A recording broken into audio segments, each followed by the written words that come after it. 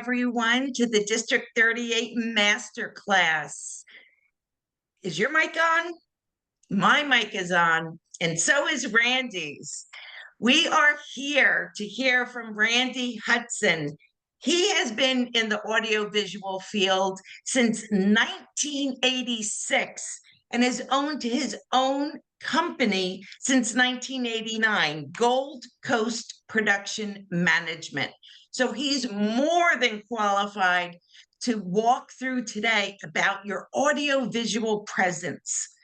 Now, keep in mind, this isn't just about our online contests that we may have, but you may have an interview, you may have a meeting with senior leaders in your company or an organization in your community. You want to look your best and you want to sound your best. Randy is going to help us do that. So please leave your mics on mute. We will have a Q&A later in the presentation, but just take in all of this information and enjoy. Oh, and also, Randy has been a Toastmaster for 7 years. He's not in just 1 or 2 clubs. He's in 4 clubs in 3 different districts, and 2 of them are advanced clubs. So again, he knows about his presentations. Please welcome Randy Hudson. Oh, once again, thank you for that wonderful introduction, Chris. I have always wanted to be an expert at something. As I mentioned, could have been astrophysics, it could have been neuroscience, could have been oceanography, but instead, imagine my chagrin, my disappointment when I realized that I was an expert at audiovisual. I have been doing audiovisual since 1986. If you don't want to do the math, I understand that's about 4 decades ago. And I started as an AV nerd, pushing that squeaky cart down the hotel hallway, but using my technical aptitude, the requisite nerdiness, and my drive and my ambition, I started my own audiovisual company, and I have been doing that ever since. I have transformed myself from being the AV nerd to being the AV nerd. Over those decades, I have been in the back of countless darkened ballrooms. I have witnessed thousands of speeches, some good, some bad, some just ridiculous. When the pandemic happened, the audiovisual industry, my industry, basically just ceased to exist. As a company, as an industry, we all had to find some way to pivot to survive. Hello, virtual meetings. During those years, I learned a lot and witnessed the explosive development of the virtual platforms that we have today, Zoom, WebEx, Teams. I'm here today to share a little bit about what I've learned and to offer some best practices to you, my Toastmasters friends and guests. But hey, the pandemic's over, right? Why are we still doing Zoom meetings? What started as a novelty, FaceTime, Skype, has become a necessity to conduct business, to continue education, and to stay in touch with other human beings. The technology grew up quickly, and how we communicated also transformed permanently. Look at these statistics. In 2024, 27% of all US-based meetings were held virtually. And here's something even more interesting. 73% of millennials and Gen Z, apparently they're called Millennials or Genzennials, there's a new name for them. They're likely to communicate digitally more than in person. Like it or not, Zoom, WebEx, Teams, virtual meetings are here to stay. What I hope to do here today is to give you some tools and some tricks for navigating and mastering this new landscape. And most importantly, how to make a good virtual impression. A first impression, a last impression, and more importantly, a lasting impression. I'm going to start with a little conversation about basic virtual etiquette. Then I'm going to talk about the technology that's available. I'm going to share some best practices. Sure, we may all be very savvy by now, and I may cover a lot of ground, things that you already know. But hopefully, I will give you 1 or 2 ideas that you can take with you. I will offer some specific tips for our fall online contest. And at the end, I'm going to open it up for Q&A. My goal is to provide some virtual enlightenment. Are we ready? I am going to start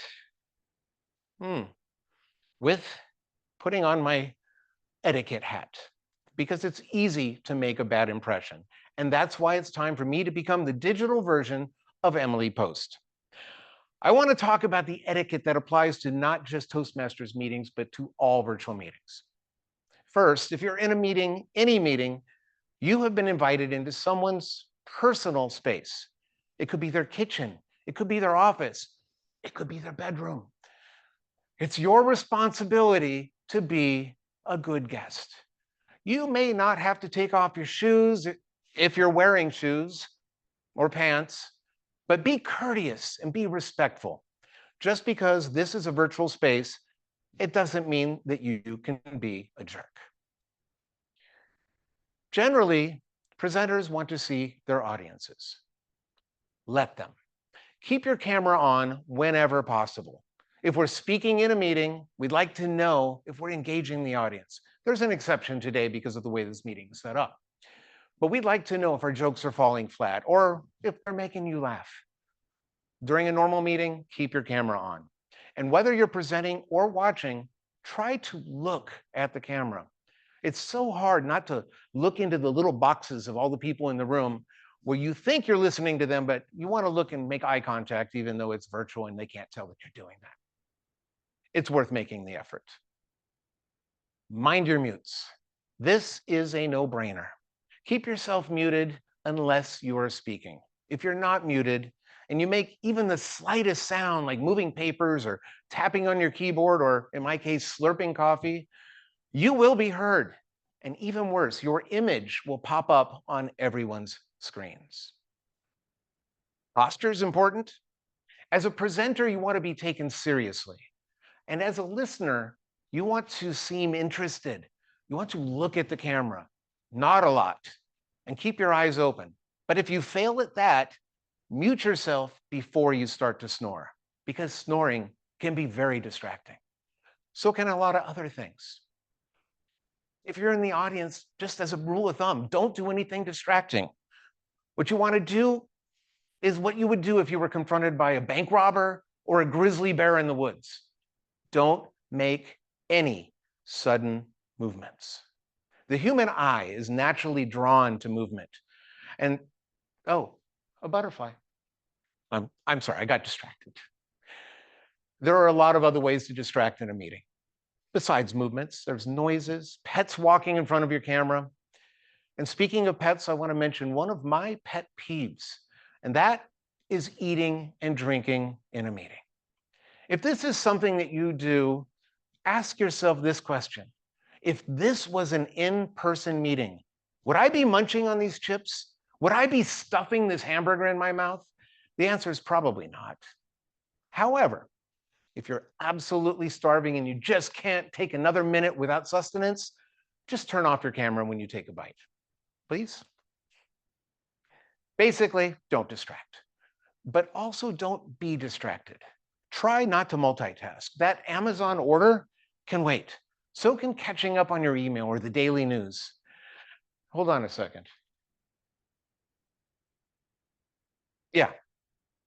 One large pie. Yeah, cheese, just cheese, and a large iced tea. Yeah, thank you. Oh, I'm sorry. I was multitasking. Basically, give the speaker all of the attention that you would like to receive if you were the one on the virtual stage. Here are a few more generic best practices. Name yourself. This is a virtual meeting. This is your virtual name tag in the corner. Hi, I'm Randy, especially if you're using someone else's device to log in. If you have a role in the meeting, whether you're the speaker or in a Toastmasters meeting, a timer or awe counter, add that to your name. It helps people know what's going on. Only use one device at a time in your room to talk or listen. The way the algorithm works, the microphone and the speaker are both required to be running on the same device. Otherwise, you get an echo. Also, only one person should talk at a time. Multiple voices get garbled, and Zoom and the other platforms try to figure out who is supposed to be front and center, and generally the loudest person wins. If you were a presenter, please don't ask anyone to come off mute or clap so you can hear the laughter or the jokes. The platform doesn't really let that happen. What you will hear and what you will see when you're not speaking is the loudest person clapping or the loudest person laughing. Unfortunately, that's probably not the effect that you were going for. But now let's just jump in. Let's jump to the scary part of this presentation. We're going to talk about the technology. But I'm going to make it simple. There are 4 basic things to think about. You need a way to see. You need a way to be seen. You need a way to hear and a way to be heard. Very simple. Presumably, everybody in this room has all of these things going on right now, or you wouldn't even be here. But I want to start with some refining of the first 2 here, seeing and being seen. Oh, this isn't good. Oh, no. These are not good at all. What kind of an impression can you make with images like this? What can make them better? There's a lot of things, but we're going to focus on the camera, the composition, the lighting, and the background. And let's talk about all of these things, starting with the camera. A lot of choices on the camera.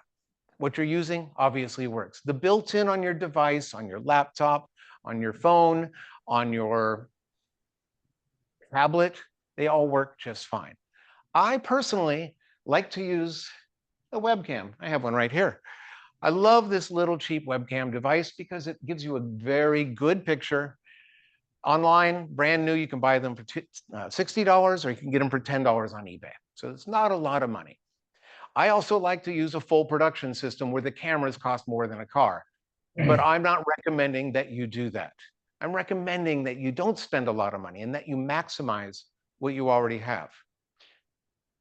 On that topic, I was doing one of these seminars a few weeks ago, and my wife was on the line, and she's on the line tonight. Sorry, honey. But her camera was looking fuzzy, and we thought about buying a new camera, and we started shopping around on Amazon for a new camera. And then just on a whim, she cleaned the lens on the camera, and bam, perfectly clear. So maximize what you have. Maybe it's not buying new technology. I'd like to play a game right now. And the game is called, Where is Your Camera? I want you to raise your right hand. Now I want you to stick it straight out. Now point at your camera. Where are you pointing? Did you point up? Did you point down? Did you point left or right?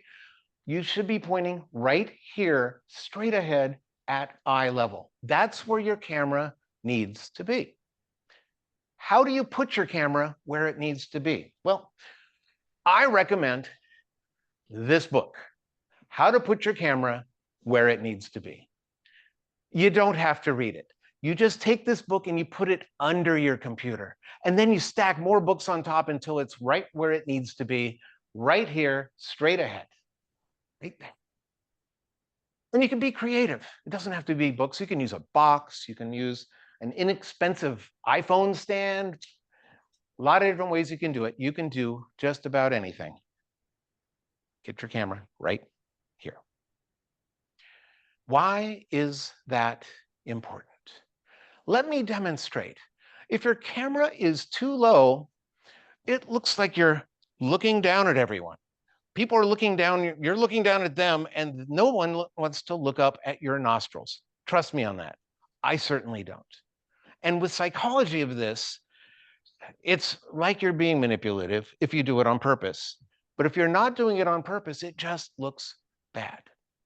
Conversely, if the camera is too high, it looks like you're in a hole. It's awkward, it's uncomfortable, it's going to give you fatigue, and eventually you're going to have to call a chiropractor. What you want to do is strive for the camera to be straight ahead, level with your eyes, so you can be in a natural, comfortable posture. Now that the camera's in the right place, look at it as often as you can. I would say draw a smiley face on a Post-it note and then stick it on your computer right next to the lens, or a picture of a loved one, or maybe a favorite movie star, just something that's going to remind you to look at your camera and maybe coax you to smile just a little bit. Let's look at two aspects of composition. You have distance from the camera and positioning within the frame. As far as distance goes, you want to be close, but not too close, and not too far. And it all depends on what type of a meeting you are in. If you're in a personal meeting with friends, family, you may want to be close up so that way you can exchange ideas and emotions and have eye contact. If you're doing a casual meeting, somewhere in the middle is not a bad place to be. And if you're doing a presentation, you want to be far enough back where your gestures are seen and you can move around the frame. Another thing I'd like to talk about is your headroom, and that's the distance between the top of the camera, top of the frame, and the top of your head.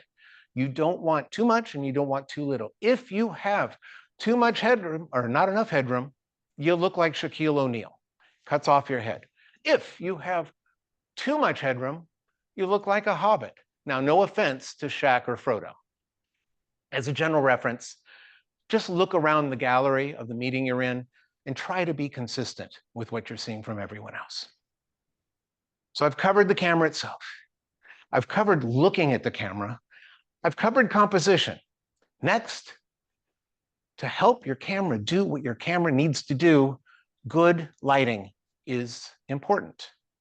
It's actually probably the most important thing we're going to talk about today. So first, the basics. You want to try for 2-point lighting. You don't want a single light in the middle. You want a light at an angle that way, a light at the angle that way. Why 2? Because shadows are your enemy. That light will put shadows on this side. That light will put shadows on this side. Together, they fill in the shadow, and it makes it look even. Also, if you have a light that's straight ahead, that's going to blind you where you're not able to actually look at that cute little picture that you put on your computer. Another thing about lighting is the angle. Right now, I have my lights at the same angle as my face from both sides. If the lights are too high, then you end up with shadows from your eyebrows, from your nose, and it ends up not necessarily looking that flattering. Conversely, if you have the lights from below, you are ready to tell ghost stories by the campfire. Make sure the lighting is at the level that you want it to be. Second, wait for my slides to catch up with me. Secondly, windows are your friends or they're not your friends. They're a nice diffuse source of light. Instead of coming from a single point like a light is, it's coming from the whole window and it's coming from the entire outdoors. So windows in front of you are wonderful. Windows behind you are not wonderful. They turn you into a silhouette. If you have to do a meeting where your windows are behind you, make sure you close the blinds as much as you possibly can. And all of this only applies to during the daytime, because at night, windows are irrelevant. Second, having a light source in the shot is not necessarily good. That would be a desk lamp, a chandelier. Of course, if your camera's not in the right place and it's looking up, that's the only way you're going to see that chandelier. It's distracting. And it also messes with the automatic functions like auto iris and autofocus for your camera. But all in all, there's no exact right way to do this. You can be, oh, I forgot about ring lights. Ring lights are always fun. We all love ring lights. They look great. You can put one on either side of you, and I would suggest that because if you put just a single ring light, you end up with those little circles in front of your eyes and you look like a cyborg. No offense to any cyborgs out there either. Be creative. I got to this point. What I use, I bought at Walmart for $140. I was able to get these studio lights, and it comes with a cute little suitcase and everything. Very good, but you don't have to buy lights. You don't have to go crazy. You can get away with a desk lamp, or you can do a floor lamp. Take the lampshade off. In fact, if you ever are doing a meeting from a hotel room or someplace that isn't your normal place, move the furniture around. Move the lamp over there, move the lamp over there. Take the lampshades off and make sure your lighting looks good, whatever is available. You're a furniture decorator when you're in the hotel. So I talked about the camera. I talked about looking at the camera. I talked about the composition of the shot, and I just talked about the lighting. There is one more important visual element, and that's your background. Now, I'm not talking about your job history or your criminal record. I am talking about your actual physical background. As I mentioned, this is an intimate thing when you're doing a virtual meeting. Not only is somebody invited into your space, you have invited all of us into your space. Are you ready for that? Of course, we're going to be looking at you, but I'm sorry to say we will also be looking at your background, and we will judge you. We can't help it. We're human. Bookshelves make an excellent background, but be warned, people will take the time to read every single title that they can. And the same is true for photos and awards and knickknacks that might be part of your environment. They might be part of your personality, and that's okay. In fact, that's very good. But be aware that they may send a message, so make sure that that message is intentional. By the way, did anyone notice the dolphin on my background? Yeah, that's my point exactly. But what about virtual backgrounds, Randy? That's a good question. For the record, I am not a fan of Zoom virtual backgrounds. Zoom virtual backgrounds have a lot of inherent challenges. Specifically, there's nothing more distracting, disconcerting to me than seeing someone's ear randomly disappear and then reappear. It's a distraction. Let me show you some of the typical challenges that I have seen with virtual backgrounds. Bear with me. My screen changed a lot. Nope, that's not the button I want. I want... What is going on with Zoom today? There we go, right there. All right, I'm in a Zoom background. I'm in a virtual background, and it's just peachy. What is the problem with the Zoom background? Well, a few that I have issues with is, for one, headphones. If you are wearing headphones, first, they disappear. And then when you put them on, you end up a really nice halo effect. Not necessarily what you were going for. Let me come over here so it's like really, ooh, all that stuff shows up in the background. Not necessarily a good thing. Also, Zoom backgrounds have issues when there's not enough light, and you end up with, yeah, that doesn't look good either. So make sure you're lit well if you're going to use a virtual background. And lastly, props. For those of you who want to use props, they don't necessarily work so well on a virtual background. They disappear, and then, bam, there's that dolphin again. If you do want to use props on a virtual meeting, I recommend you bring them in from below, not from the side, and that way they don't disappear. But they need to stay in front of your body for Zoom to let it happen. One more thing, think about the appropriateness of your background. We all know that I'm not on a beach in St. Thomas right now. Having a background that's appropriate to the meeting or to the speech is something you could at least consider. If you're in a business meeting or if you're at a job interview, an office or a clean professional background is very good. If you're at a social gathering, have fun, knock yourself out. All right, I am done with virtual backgrounds for now. And again, it's left my screen. Done. That covered the visual aspects, the camera, looking at the camera, composition, lighting, and the background. Now let's talk about sound. Let's talk about being heard. Now to be heard, you need a microphone. Now you do have microphones built into your device that you're using right now, and they're perfectly fine. There are some challenges with them. For one, if it's an older device, it probably doesn't have the quality of the newer devices. So the brand and the age make a big difference. Secondly, the microphones in your device are omnidirectional, so they pick up the sound from a wide angle, a wide range, which is good if you have a group of people that want to be picked up on the microphone, but it's not so good as far as background noise and other things that might be going on, like dogs chirping or birds barking.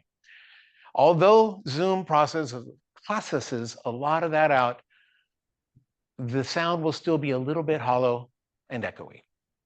Here's another option, the webcam mic that I love so much because it does have a directional microphone, so it picks up only what's directly in front of it, which is you. I love those. Earbuds are an option. Now, newer earbuds I've found are actually okay, but the older earbuds and AirPods used to sound a lot like you were talking into a pillow, and it wasn't a really good thing. And that's also what I look like when I talk into a pillow. Don't know why I did that. External podcast microphones. Now, let me talk about headphones again. They sound good. The microphone is in a perfect place, but they do wreak havoc with the virtual backgrounds. External podcast style microphones are wonderful. They're amazing. They sound so good. They're expensive. And if they're in the shot, they're a little bit pretentious. But mostly they are fixed in place. Perfect for if you're doing an interview or a podcast, but not so good if you want to move around because they don't follow you where you need to go. If you put one on a stick, they're perfect for if you feel the need to croon. Sometimes I feel the need to croon. And lastly, what I'm using today, a lavalier microphone. It's subtle, it's directional. It follows you wherever you go. When I say directional, the microphone is pointing straight up at my mouth. So no matter which way I turn, the microphone is following me. Very good thing to have. Downsides to lavalier microphones is they do make noise with your clothing. If you talk a lot with your hands and you pop the microphone that way, or if you have long hair, not a challenge for me, or hanging jewelry. You have to watch out with lavaliers for that. Now, in all of these microphone types, it's not just the type of microphone, it's the quality of the microphone. How do you know that your microphone sounds good? Well, you test it. You record yourself on Zoom and you play it back and you say, wow, I sound good, or wow, I can't hear any of my S's or my T's. Something you need to test and check. So good microphones are very important to make a good impression. You also need to hear people in your meeting as well. And the first obvious way to do that is, again, with the built-in device that you have, your phone, your tablet, or your laptop. One challenge to this is if you're not in a private location. People will hear everything that you're doing in your meeting. So they're good, but they're not necessarily good for public places. For public places, back to the earbuds, back to the headphones. They have their challenges as far as microphones go, but they have the best quality sound for what you need to hear. I suggest doing a little mixing and matching.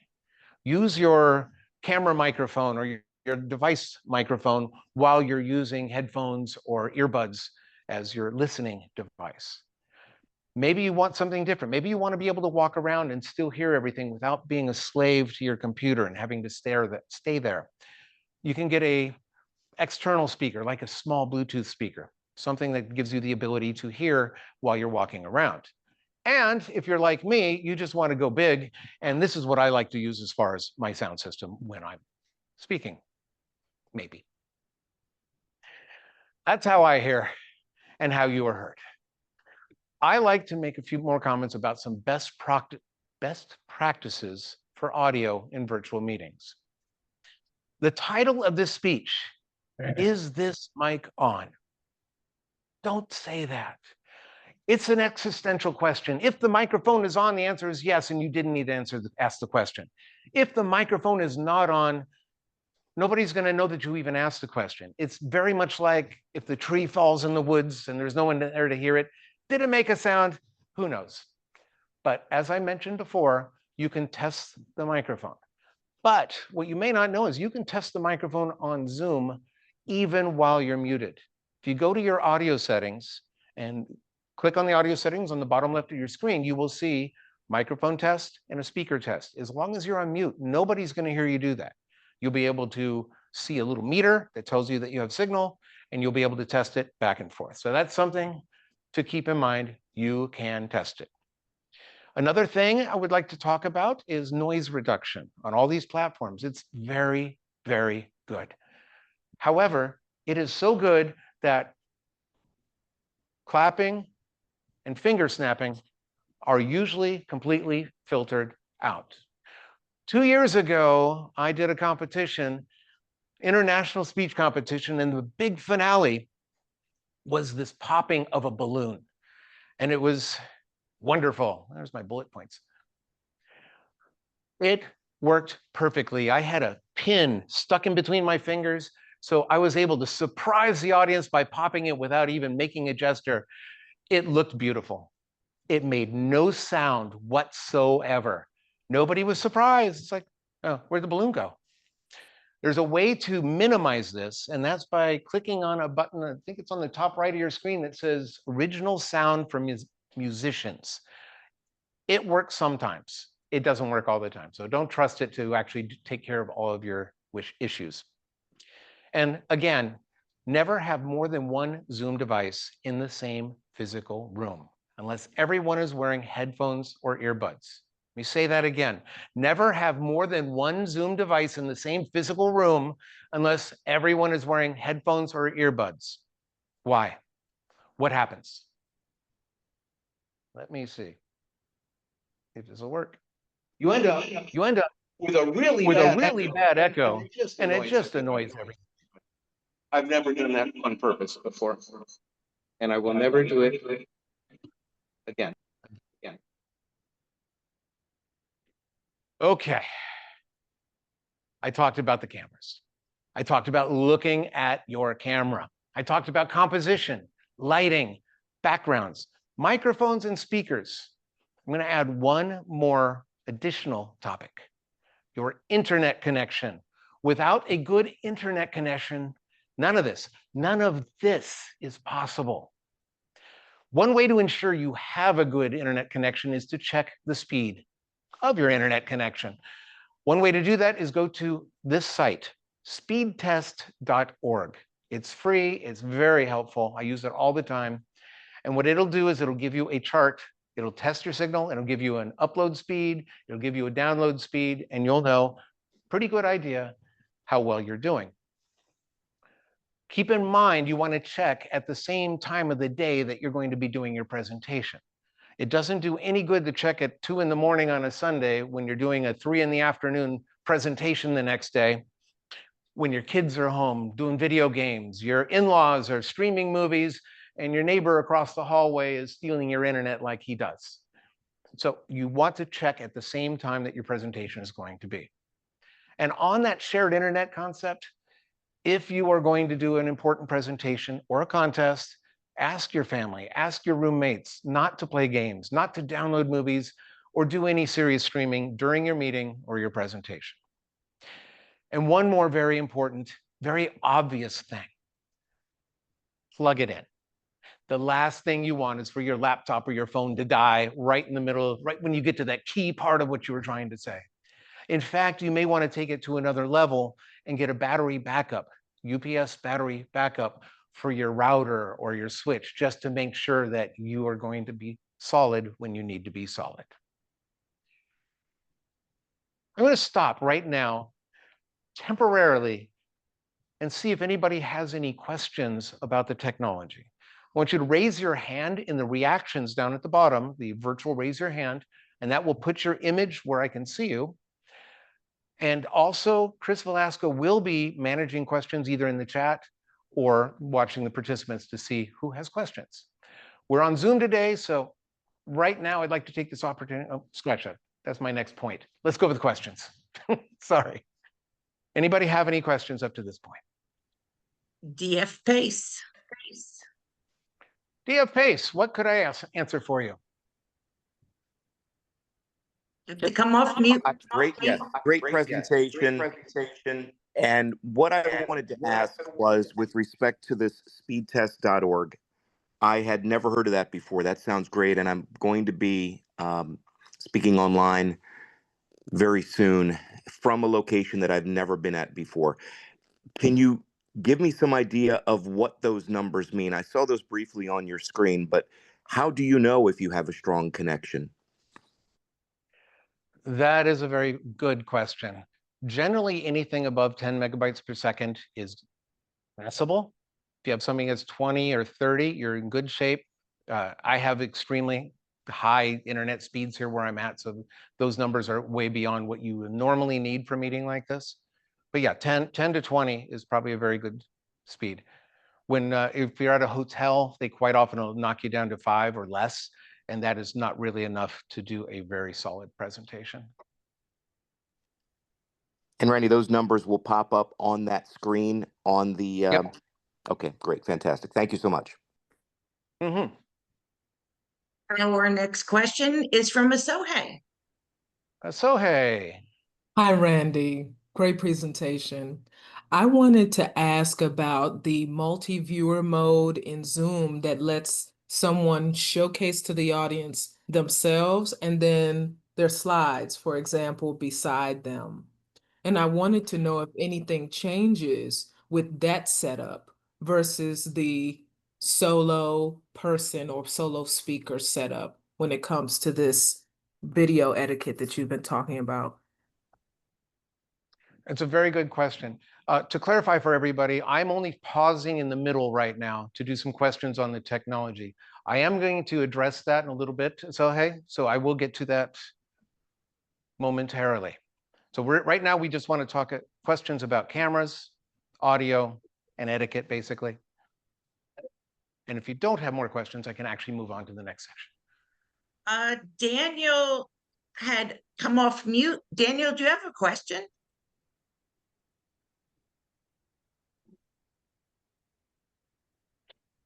Nope. So we're going to go to Kathy. Love more. Yes, hello, great presentation. Quick question about the virtual backgrounds. What is your opinion of green screens in the background to help with the virtual background? The green screen does so much work for Zoom. Zoom has a much better chance of deciding what it is that's a person versus objects in the background if you're using a green screen. You don't necessarily have to have a green screen. It could be a blue screen, a white wall, but if you have an even color behind you, Zoom and the other platforms can also, interpret much better what is needed. I have a green screen here. I'm not doing a Zoom virtual background. I have a computer that is taking in the slides, digesting that along with my green screen with the camera, and then spitting it back out to Zoom. So I've got a lot of technology that is more than people normally have. And I'll talk about that a little bit later as well. But having the green screen does help quite a bit. Short answer. And Randy, I have a question for you. I have Yes. hardwood floors throughout my house. So to me, I kind of feel like it has an echo kind of sound. Would throw rugs under my chair and where my laptop is help with that? Quite a bit. Absolutely. You'll see in loud restaurants that aren't loud anymore, they have fabric that they'll hang on the wall or on the ceilings because the fabric deadens the sound. It's much better that way. So if you do have a rug to put down there, that's wonderful. Also, don't face a wall directly. If you're facing directly, you're going to get that echo coming right back at you. But if you're going at a diagonal, the sound is going to bounce off the wall and go somewhere else. Excellent. And we do not have any more raised hands.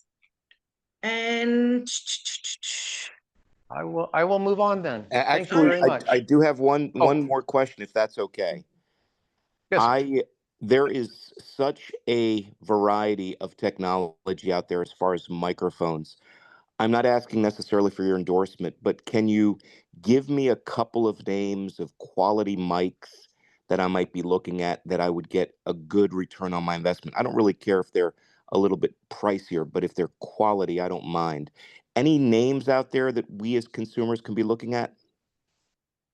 Sure. And specifically, Shure.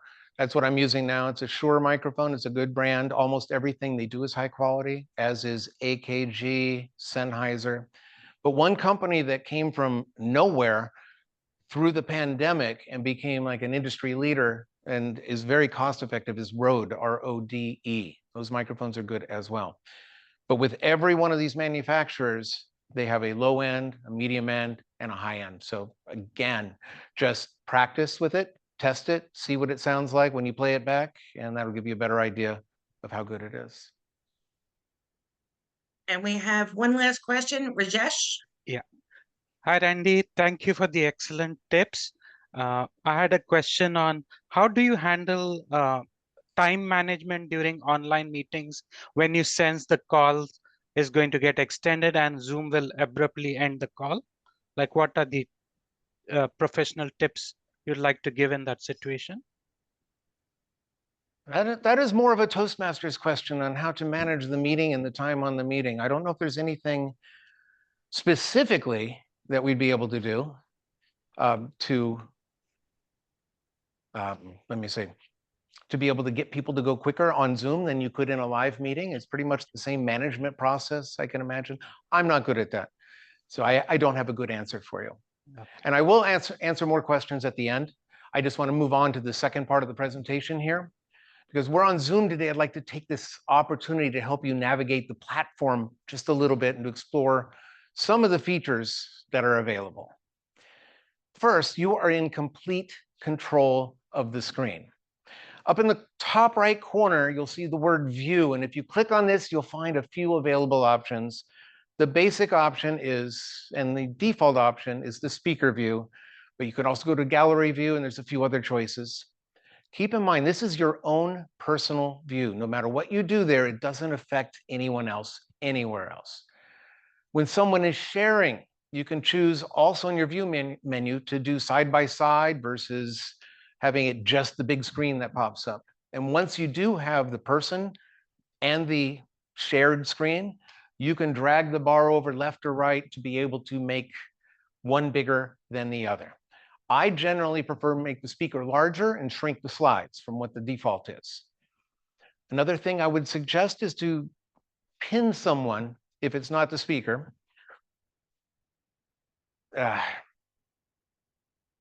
Once you pin somebody, you will be able to have that focus. You can pin multiple people on your screen. It gives you the ability to actually watch what's going on in multiple people. I also recommend pinning yourself if you're doing a presentation, so that way you know you're not going to disappear when somebody pops in, turns on their mic, and takes over the speaker view. One more interesting thing, I don't know if anybody has played with closed captioning yet or not. But closed captioning is very good on Zoom. I don't want to go and share a screen right now because it will probably crash a system somewhere or another. But it is very real-time closed captioning, and you can change it to any language you want, most of the languages you may want. So it becomes a very good live translator at the same time, and it's very handy. Let's talk about sharing. Sohei asked a good question. But there are a lot of things that you can share. You can share your lunch. You can share unpopular opinions, but you can also share PowerPoint, documents, videos, pictures, music, sound effects. All of the platforms are very good at doing this now. If you plan on sharing during a presentation, I highly, highly recommend having a second monitor. A second monitor is useful in a normal virtual meeting because you can have your participant window, your chat window over there, any documents that you need to reference. But in a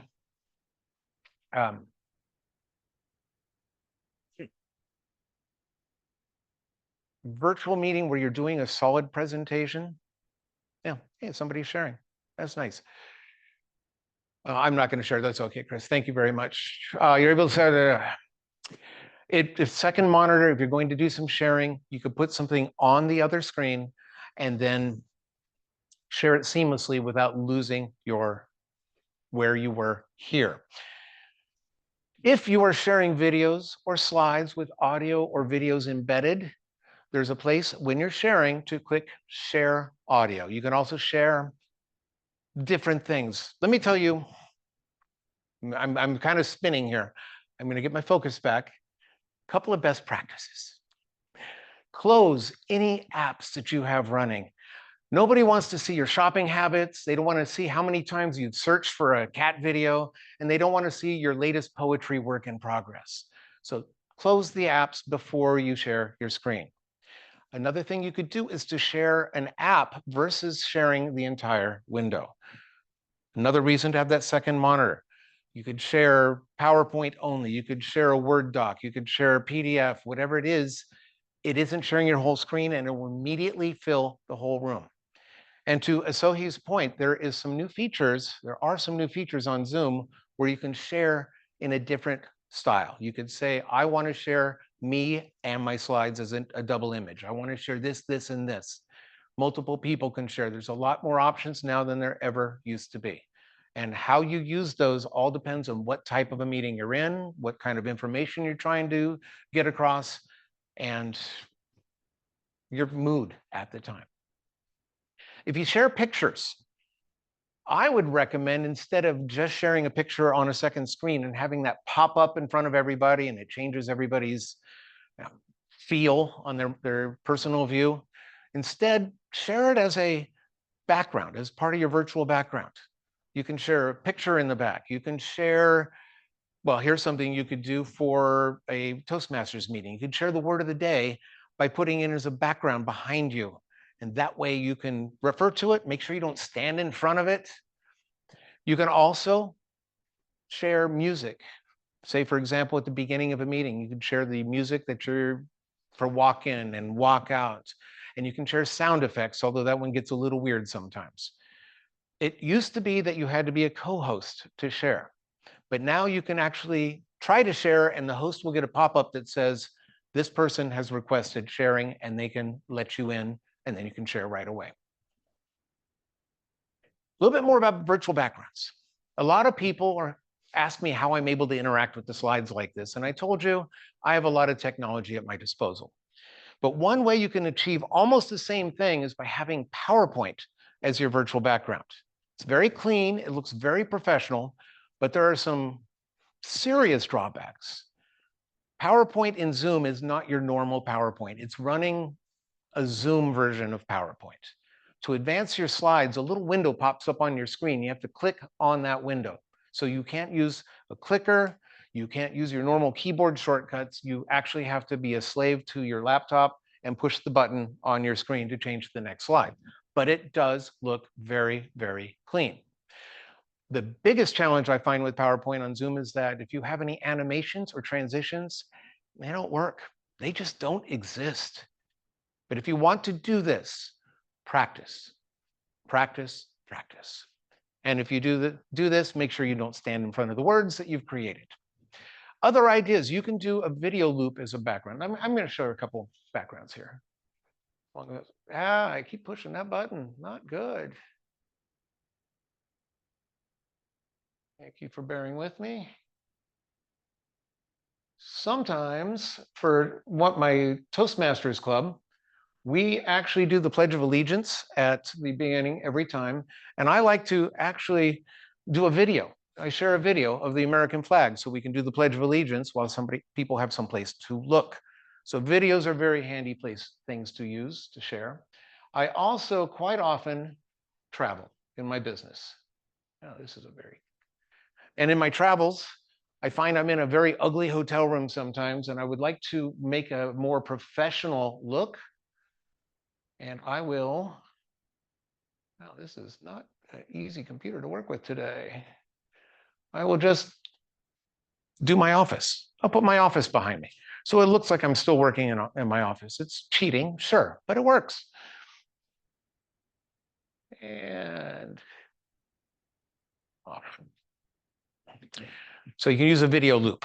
You can do theme backgrounds. If you're having a holiday party, you can find all kinds of things online. You can Google very pretty, festive backgrounds. You can also, for Halloween, have spooky videos or spooky things behind you. It's good to tie into themes with that. And I mentioned about how I travel, and I use that as a fake office. There are some things that a host can do. We found out today that a host can make sure that you can't even see the presenter. That was a new one that we just learned. But a host has superpowers. None of them are the really cool ones. Some of the new features that are available now is the host can pick a wallpaper for all, which means they can put something between the little black boxes. It'll have a background color or something. They're not very complicated, but it changes the feel of the meeting. As I mentioned, the host can now allow sharing without making somebody a co-host. There you go. There's the theme just changed. Thank you, Chris. The host can also do pinning for everyone. The host can decide what you look at, and it's very effective if you're doing interviews or panel discussions. If you're doing this, though, be on your toes. Be ready to unpin at a moment's notice. I've seen so many meetings. Wow, when the wrong person was pinned, they didn't know they were pinned, and they didn't behave quite appropriately for being on screen. Something else that can be done now that couldn't be done before is creating polls on the fly. The host can do that now. In the past, it had to be done on the website and have them pre-ready to go when you started. The host can record, as we know, because we're recording today. If you want to record in a Zoom meeting, you can hit record and it's going to send a request to the host that they record. So it's something you could communicate, but only the host can record. Now let's talk about chat rooms briefly. I've seen chat rooms used in a lot of different ways. During a speech, the chat room can be really effective if it's used for Q&A, if it's really well managed. I've seen presenters answering questions as they pop up, which is probably the only way to do it, because once it falls into the queue and disappears, it's virtually impossible for the presenter during their presentation to roll up and see what they missed. But other than that, if it's not a situation like that, I am going to highly recommend don't post any chats to the entire group during anybody's presentation. It's another manageable and avoidable distraction from the speech or the presentation itself. Save your comments for breaks between the speakers.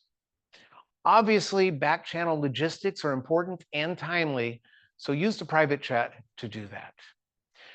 Now, these days, it's not a presentation unless you actually address AI. I have not been to a meeting in the last 2 years where AI hasn't been one of the features of the meeting. So I will address Zoom's version of AI. It's nice. It works really well. I tried it last week just to see what it does. I started with my phone. I made a quick conversation with myself, and I hung up just to see what would happen. And what did I get out of that? I got a really nice summary. Let me see, where is it? That was it, wasn't it? Backing up. This clicker is not doing what the clicker does. I did that, and the next click should have been interesting. Randy, Weird glitches on. we see it. We do see it. You see it. I don't. Yes. No, now it showed Okay. up again. All right.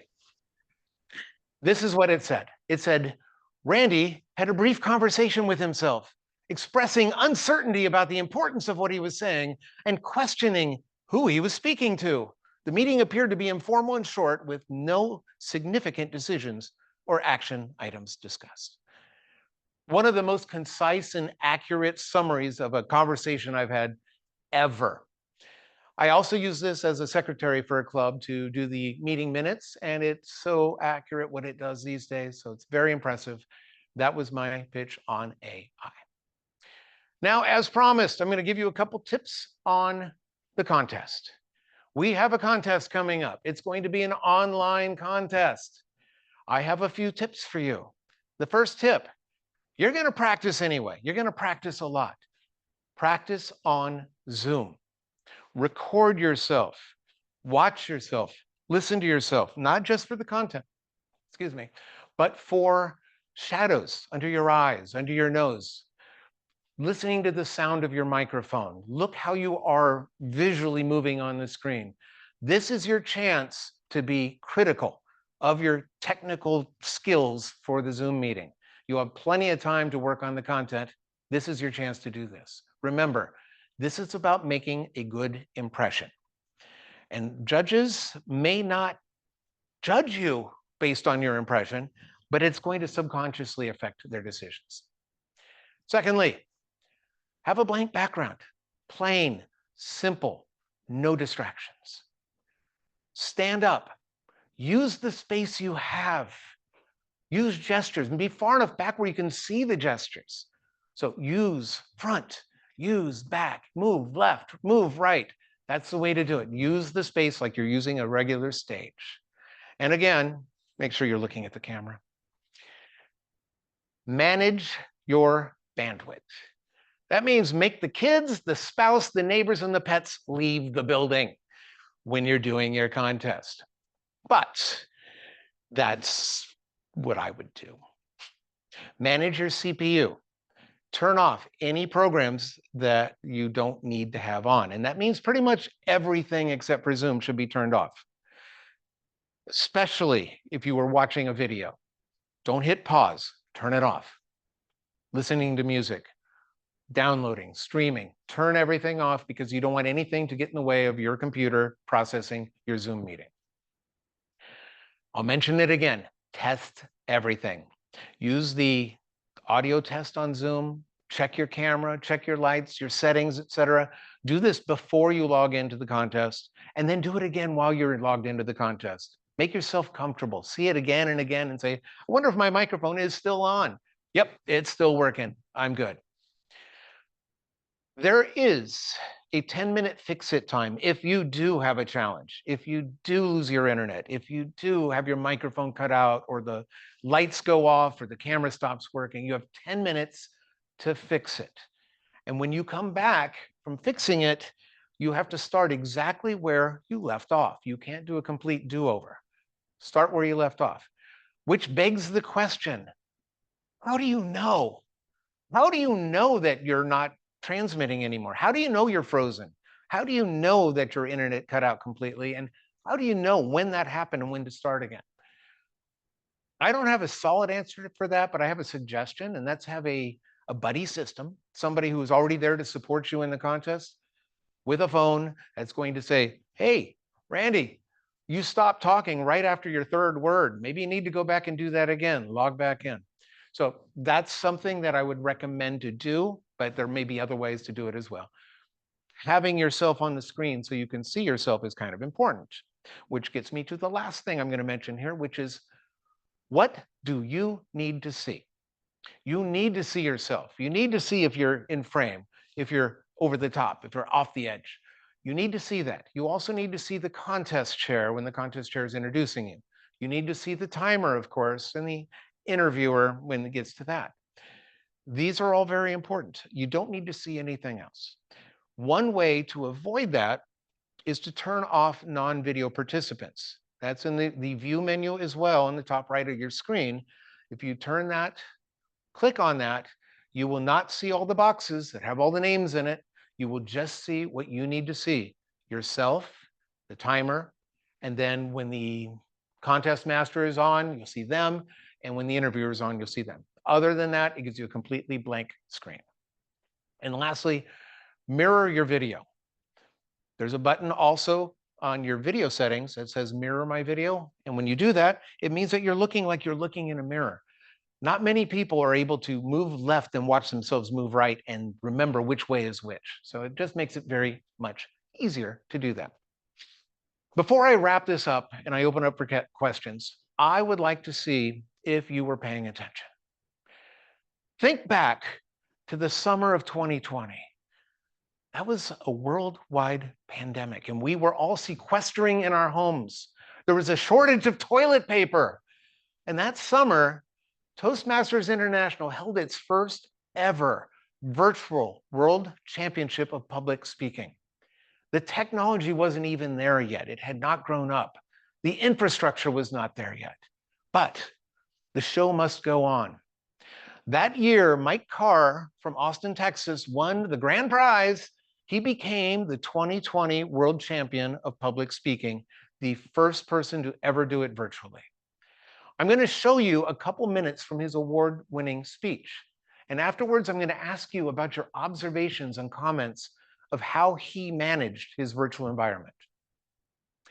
Mike Carr, blue. Blue, Mike Carr. She was blue. Not just her fingernails and her closed eyelids, but also the hue of her cheek and the curve of her shoulder. Her lips were also blue. I could tell as I moved my mouth away from her mouth. And then she opened her eyes and she looked at me and she said, "You know, you're not a bad kisser." Mr. Toastmaster, fellow Toastmasters and guests, Maria Kirkland was born with a heart condition called stenosis that left her blood under-oxygenated and left her very pale skin a bluish color. I had known her as long as I could remember, and I thought she was just so cool because I had all kinds of friends, all shades of brown and black, but she was my only friend who was blue. We'd become fast friends because she loved to laugh at everything and every moment. We talked about the guys that she was dating, and she talked to me about the girls that I was dating. And then about 3 or 4 times in the 17 years that I knew her, we found ourselves in the shadow of a building or a bus or a birch tree. Her small chin rose toward mine, and she kissed me. And I was glad to kiss her back. On this.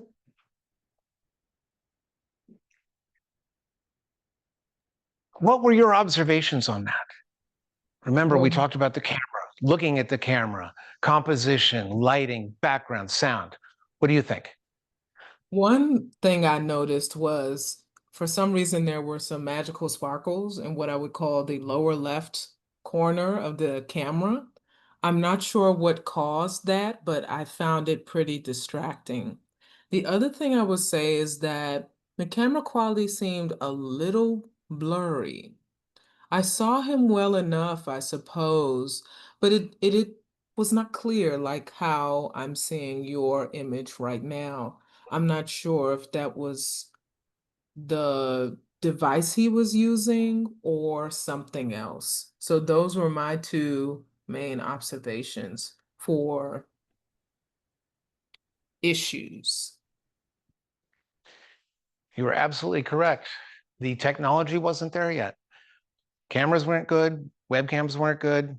And the lighting, what you were seeing is an auto light, an auto iris that the camera was trying to do. So as he got closer, he got brighter, closer to the lights, he got brighter, and the camera said, "Oh, I don't want that." So it turned everything down.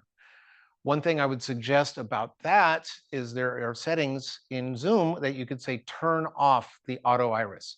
Set your setting where you want it to be and don't let it automatically change. And you could do the same thing with sound. So that way it doesn't lower your volume when you're speaking loud and raise it up when you're quiet. And that way you can have some dynamics and vocal variety. All right, who else? What else did you see?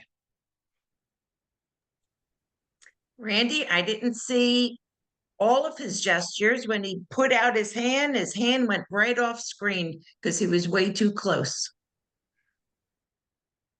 That is true. But what I saw is he started here, and when he went to do the gestures, he moved way back so he can almost get them in there. He was conscious of using the frame. And speaking of that, he used this side, he used this side.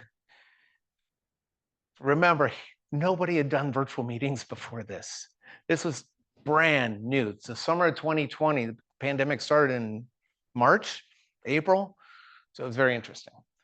What else did anybody see? Dikla. I saw him super close to the camera when he was kissing this girl. And we felt the kiss because he was close to us. So it's a very interesting use of the space to get close to us in this private moment. And the other thing that I saw is the background, white background to avoid distractions, almost perfect. There is some kind of door on the side, but it was not distracting. That is absolutely correct. He had a very small wall. One side, as you can see, there's a door. See which side? This side is a door, and the other side, there's a wall switch. Probably took the paintings down. That was probably the only space he had in his lockdown. We were in lockdown when this happened. So he actually made the best use of that space. And the lighting, no shadows, but it was definitely kind of harsh, and it took away some of his expressions on that as well. Good as even. Who else?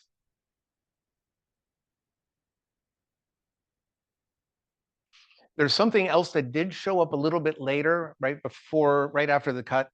There is a spot where his image went away completely. There was a person's name and a white background and a little bit of noise. And that was what I was talking about. If you come in and you're in speaker view and you make some noise, you're going to take over the whole screen.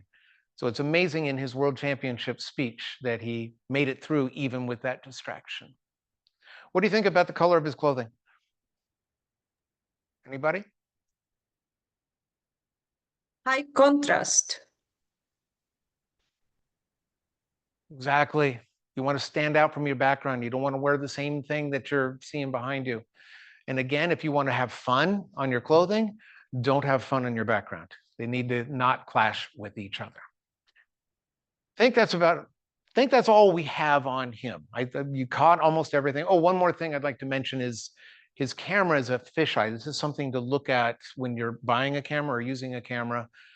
It's designed for being really close, so you can see it's warping the walls. You got a curve here and a curve there, and that also causes some distortion when he got up close to the camera. You can see his face kind of blew up a little bit. So that's something else to look at when you're looking at cameras. All right, moving on. Let me tell you what I covered. I covered having cameras in the right place, looking at the camera. I talked about lighting. I talked about backgrounds. I talked about hearing and being heard. I talked about your connection. I talked a little bit about sharing. I talked about managing your personal view. I talked about host superpowers, and I talked about etiquette. And of course, I talked about AI. Now, I'm ready to answer questions about anything, and I don't guarantee I have answers, but I will try.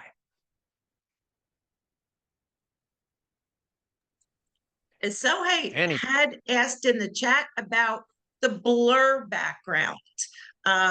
She is using right now, Rajesh is using it. What are your feelings about using something like that in a meeting? Or let us know about contests too. Personally, this is a personal opinion. I am not a fan of the blur background. I think it's actually a little bit of a distraction by itself, and it doesn't blur quite enough where you don't try and figure out, I wonder where they are. I wonder what's going on behind them. It's useful if you really you have no control over your environment, but I think it's better to have a clear background. That's just, again, my personal opinion. Anyone else? Hey, Randy, I have a technology question. So many of the wireless, earbuds these days are so-called noise canceling, right? But the thing with noise canceling, it only cancels the noise that you are hearing.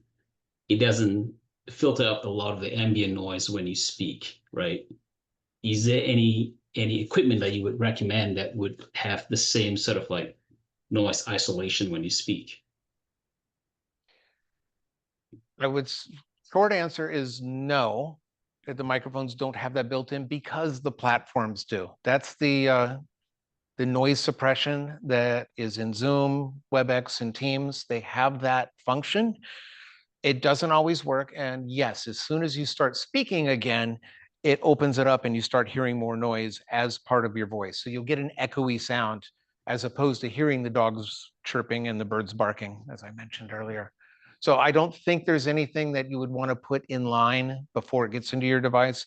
You just want to manage, and you can manage these settings within Zoom. If you go to audio settings under advanced, there are all those options are there, and you could try it and see what works the best for you. Anyone else?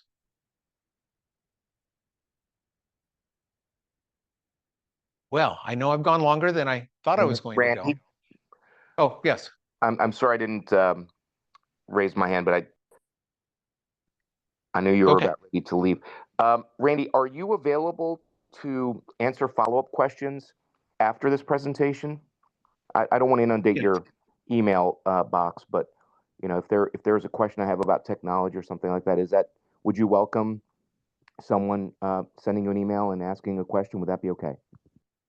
Yes, I would. I will ask Chris to share that information when I give her the email address for that. That'd be perfect. But yes, I am definitely available to do that. I just want to help out. Thank you. And that has been my goal for tonight. It was to give you some advice and some tips on how to be your virtual best. And if you don't take anything else with you, the two most important things I would like to reiterate are practice and practice. The more you practice and the more you get comfortable in the environment, the better you'll become as a speaker and as a communicator. Just because your meeting's virtual, it doesn't mean you can't make a strong impression. Make it a good impression. Make it a lasting impression. You can take control of all of the elements. And if you take the time to manage the elements, your audience will be able to focus not on the technical challenges or the glitches, but on you, on your presentation, and on your message. Let me circle back to the beginning. If you had any doubts about my nerdiness, our time together should have erased those doubts completely. I am still a nerd, and strangely, I'm kind of proud of that. Perhaps some of my nerdiness rubbed off on you. Maybe I gave you a tip or two that you can use in your future online meetings or in the fall online speech contest. I know there's a lot of talent in this room, and I hope to see many of you competing in the contest. Best of luck to you on that. Thank you all again, and I want to give it back to you, Chris. Thanks. Well, thank you very much, Randy. This has been an amazing presentation, and the information shared today will help all of us professionally and outside of work, just looking and sounding our best. And definitely for those contestants in the fall online contest, I hope you got some really great tips. I welcome you to please go to the District 38 webpage and click on the event calendar and just scroll down to the masterclass calendar. We have some great upcoming pieces. We're going to be touring the webpage for District 38, where you're going to find a lot of good nuggets buried in some of those tabs. But then we also have a presentation on using artificial intelligence, which is sure to blow some people's minds. So please join us for future classes. Thank you for coming tonight. Have a fantastic evening.